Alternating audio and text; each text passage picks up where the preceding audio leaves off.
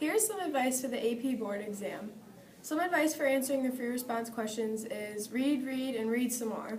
Use all the notes you have taken, the book, and the study guide to get as much information as you can. There are a lot of specifics asked during the FRQ. Another thing I can tell you is practice, and practice some more. Take all the practice tests you can because it is good to familiarize yourself with the types of questions they tend to ask. You can take all the practice FRQs you want by clicking on the link that I have on the live binder. Also, don't forget you can score with the rubrics they give you on the website. Take a couple minutes to brainstorm about the topic. Write little notes about the things that come to your mind as you think about each question. Try to know the value of each question and prioritize the ones that you know will be worth the most points. Use the questions to structure your answer to make sure that you don't leave anything out. You need all the points you can get. When you are writing, remember not to include an introduction or conclusion statement. Stick to the clear topic sentence and a paragraph to follow. Pay close attention to the vocabulary words that are given in the prompt and try to reuse them. Be short and to the point, don't ramble. Know the scoring guidelines.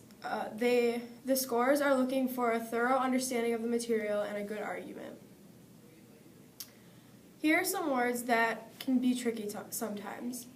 Evaluate or judge means to discuss the value or wisdom of a belief or idea.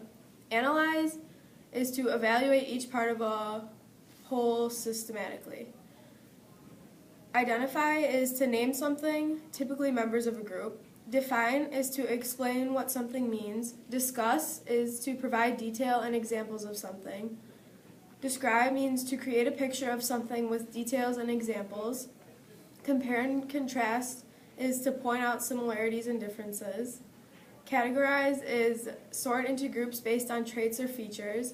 Explain is to tell how and why with reasons and examples. And to determine cause and effect is to decide what leads to an event/circumstance and what results from this event or circumstance.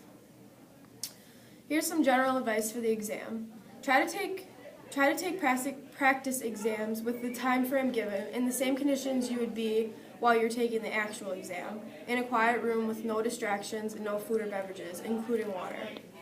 You get 45 minutes for the 60 multiple choice questions and 100 minutes for the 4 FRQ questions. Each FRQ question is worth 12.5% of your score. Don't forget that the multiple choice and the FRQ are each worth 50% of the exam. Don't panic once you get there. There's nothing more you could do.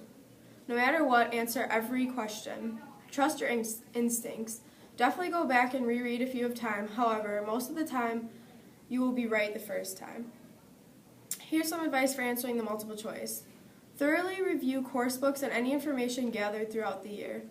Reread the section that you had the most difficulty with.